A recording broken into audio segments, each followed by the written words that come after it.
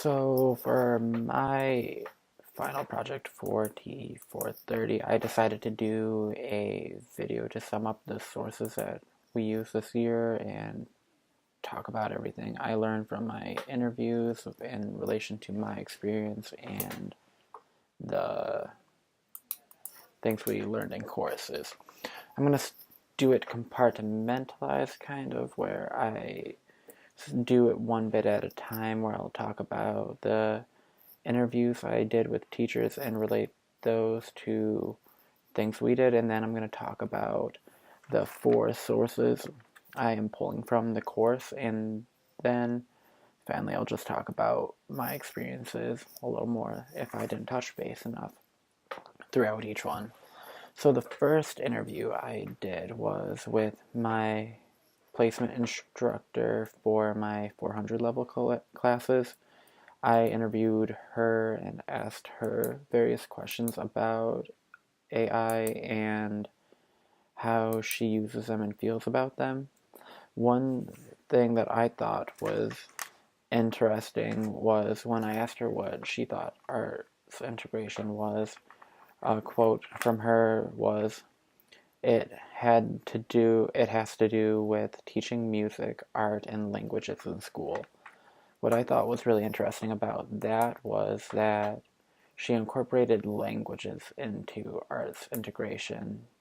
Normally, art and languages do work more hand in hand, but it was interesting how she thought that languages is a part of art, since that's how curriculum sets them up as extracurriculars together. And her definition more seemed to be arts enhanced termed instead of AIs, and then we talked about that afterwards. And when I asked about how she felt about art when she was in school, she brought up how music and art were positives for her in school, and she always enjoyed being a part of them. And then she mentioned how she knows that incorporating art allows learning across both hemispheres of the brain and gives the students a more dynamic form of learning than just doing a worksheet. It helps them get involved and enjoy the class. And she even said art, it adds a deeper level of understanding to the core content area. And then what I thought was really interesting is, because this teacher that I interviewed, she has three children, she referenced how art actually affected her own family. So she said when her daughter needs to study for a course or has a really tricky subject, she will often look to art for how she learns the material. But one thing that she did again was she called it arts integration, even though it was an arts enhanced uh, form that her daughter would do. So, for example, she said like her daughter would make a poem or a song out of the notes she had memorized for a class, and that is just using art for the subject.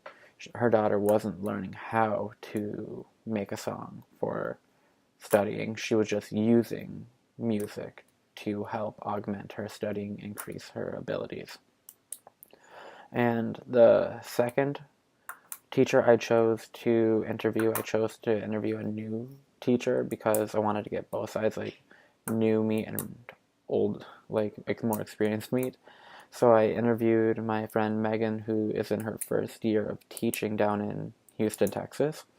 And I thought that was really interesting, first off, because the NEA articles actually talk about art down in Houston a little bit. And her definition of a arts integrated was incorporating themes of visual, performing, and spoken arts in core subjects. So there, she went a little more in depth, where I liked how she used like visual, performing, and spoken arts, and it wasn't just like one was art. But I've noticed that even I will sometimes refer to visual art as just art, for when I was searching a couple topics for the course throughout the semester, I would type in art and I would find just visual art stuff, even though I was looking for all of the forms of art: theater, music, visual art, and whatnot. But it was just interesting to see that. And another thing I asked her was how she gained some of her knowledge, and she gained a bit of it from her internship year because her instructor that she followed during her internship used a lot of art in the classroom, and that helped her gain a better knowledge and prepare her to become a teacher for her first year in Houston. And uh, one way that she continues to gain knowledge in the area of the arts is her school actually does professional development days where they do courses on how to teach and use arts. One that she mentioned was the school designed a professional development about art on gearing art assignments towards gifted and talented students. One thing that she said was that the learning that she had from that applied to more than just the gifted and talented students that the school was like gearing it towards. She said that she could even use it for all of her students, and it was a way that she was able to increase their interest in the core subject that she was using it along with. And she believes that AI is a very positive tool to use for kids. And then she said she sees it helping them increase their test scores and help them retain information long term instead of just in the short term. And one other thing I liked about my interview with Megan, who is the first year teacher in Houston, she actually used the term visual art during our interview, where my mentor teacher Michelle used the term art when talking about visual art. And then switching gears to the sources from our actual class, the first one I wanted to talk about is the NEA article, and just some quotes that I found from there that I wanted to mention about this were that there was a study that showed in-school art actually increased the positive behavior students showed in their courses, and it also increased their academic performance since the students wanted to be there and enjoyed being there. They chose to do better as well. And another thing that I really liked that I heard from that article was they decided to put art at the end of their school day because by putting it at the end of their school day, students were less likely to leave halfway through the day, because if they had their art in the beginning of the day, they could just leave and skip all their core courses in the afternoons. And I thought that was really interesting, and because it also allowed them to wake up and be ready and primed for that. And another thing that I enjoyed reading in that article was how art motivated students to graduate in areas that did not have high graduation rates. There was a student that came back and worked with the school multiple times, and he said that by going to a school that had a strong focus on the arts, it helped him have a reason to get a diploma and graduate from high school.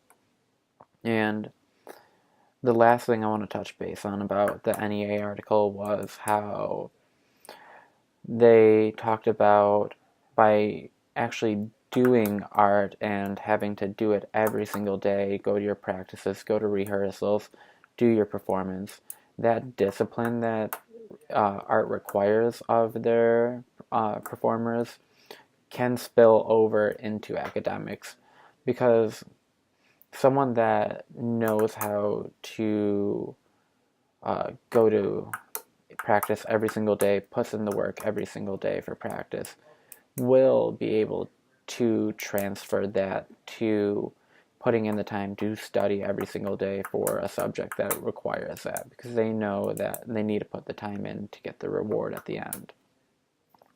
The next academic reference I want to talk about is the Michigan resources for different art you can find. Let me pull up the proper name though. There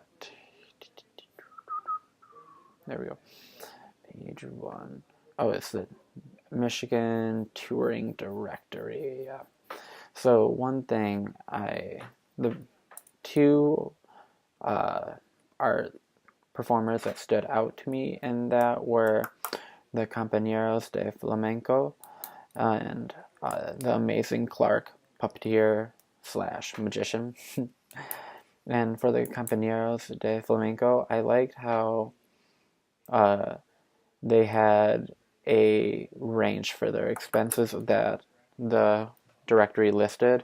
It showed like a high and low expenses and the varying times that you could use them and how many days that you could use them. It ranged from 1 to 3 days, and it gave a little brief description. And then for like the amazing Clark puppeteer, I liked how it told a person using the directory that he was available for work in Michigan year-round and that he had 30 years of experience with puppeteering, which is like a form of theater work, and that when booked, you can book him for up to 5 hours, and that was like his cap limit for when he would do an event.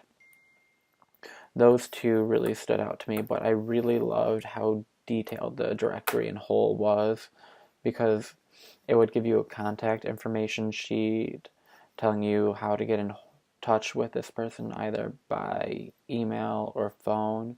And then it also gave you a range of fees, either just for like a program or like if they did a workshop. And then it also told you like if they had travel expenses that would be additional if you were farther away, and how long that you could use this resource for, and like their maximum and minimal amounts of times that they would work for you.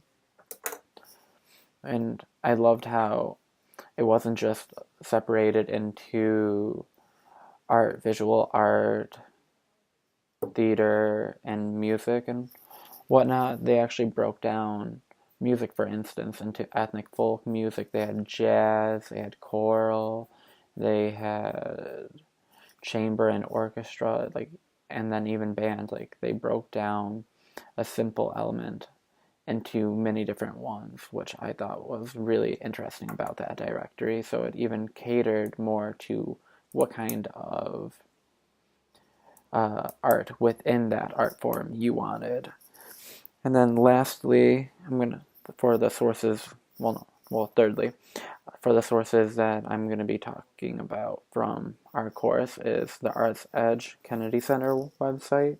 I really enjoyed looking to that website for reference, knowing to learn how to integrate art into a lesson, because it can be kind of tricky to figure out how you will simultaneously teach art at the same time as teaching a core subject area, because we always learn how to integrate art in an art enhanced form, but not in an arts integrated one like we learned in this course. So it was a really good tool to have on your side when conducting lessons, and I was actually using it for a few of my TE 400 courses this semester as well. But two lessons that stood out to me from the Arts Edge website that I want to talk about are the You Too Can Haiku lesson and the Who Has Seen the Wind lesson. Firstly, You Too Haiku.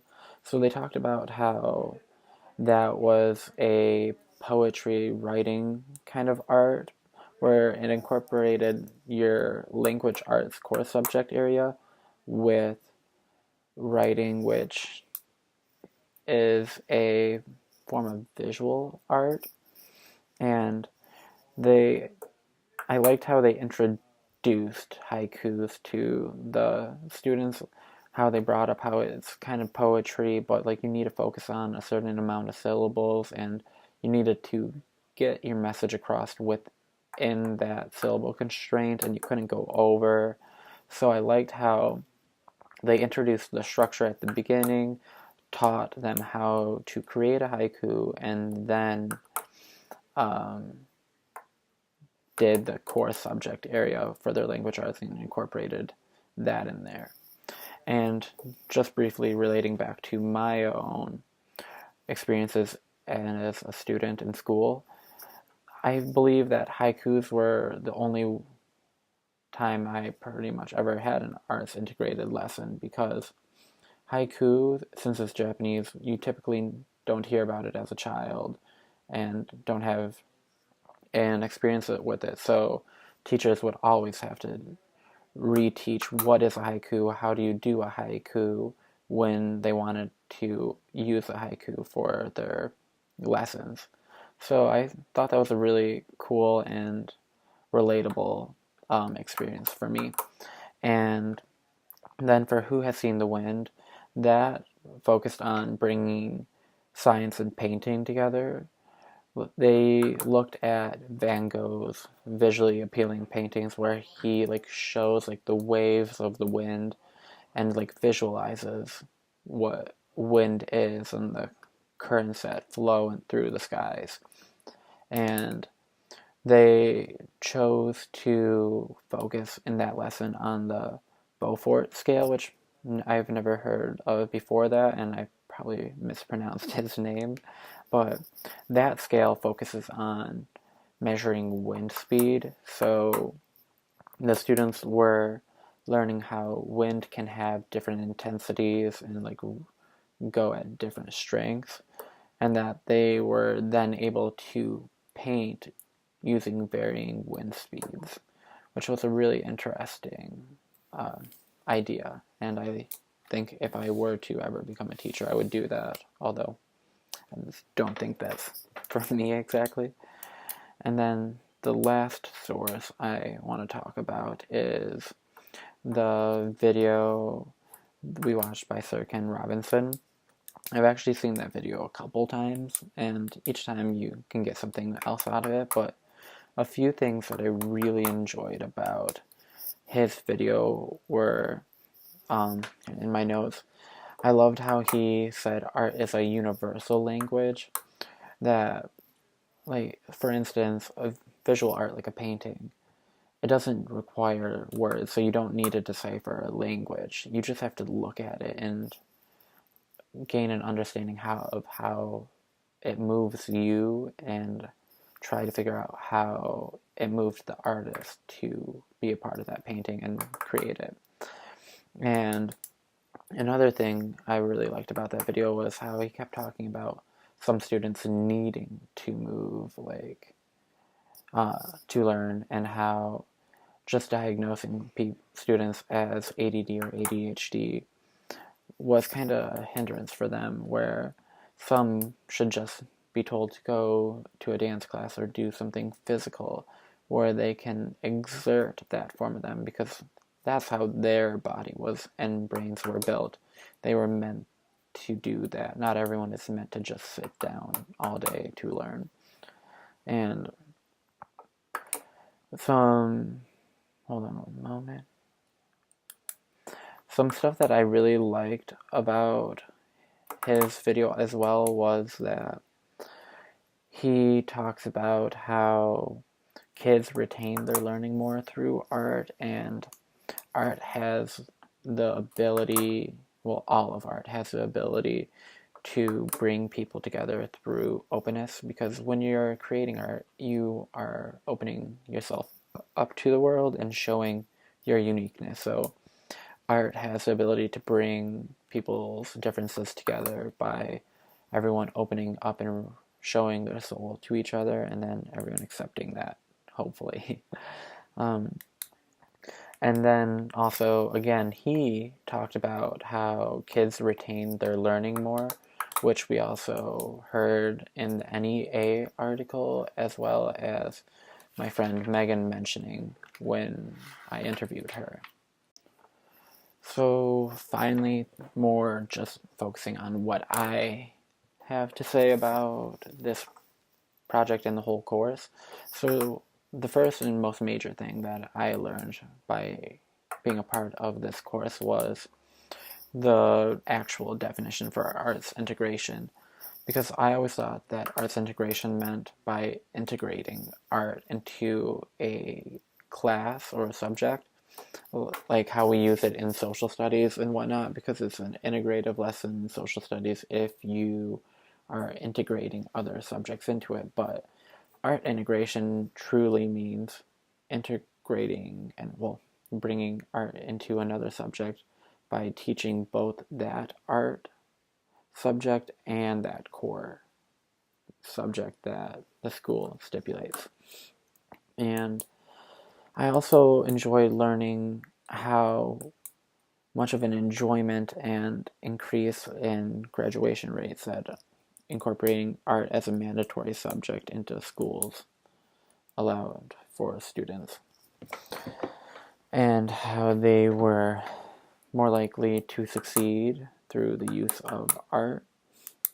And some challenges that I've incurred by trying to do arts integration is just the time commitment you have to put into it, because not only are you teaching that core subject and trying to ensure that the students will learn that subjects like math, social studies, language arts, or science, but you're also trying to ensure that the students are learning that art form and retaining knowledge from that as well, and learning the vocabulary for that as well. So it can just be a handful at times, but it definitely has been proven to be worthwhile once you get your bearings down for that. And uh, and going forward from my experiences, since I don't have a lot of experiences with teaching arts integrated activities, I want to do another one of my course lesson plans on that next semester. I wanted to do the math one because I feel like math and art together, theater together, are a very difficult combination. So I thought that would be fun, because if you can do a really challenging one, it just makes the more easy, seemingly easy ones more worthwhile and appealing to you later on. Although I don't plan on continuing on to being a teacher, I plan to go to graduate school for other things. So this will not have a effect on like me being a teacher, since I don't plan on being a teacher, but I definitely will use this in other forms of my life and with my children, because when I have them eventually one day, because it's a really interesting concept, and this whole course has inspired me to enjoy and be a part of art more often, even if that means just being an audience member. I have gained a greater desire to go see theatrical shows and art galleries and whatnot. So I'm glad that this course has allowed me to do that. And that is it. I will include a references sheet in my submission, and then the link for this will, or you'll already found it by this time. But yeah, thank you, and have a great rest of your holidays.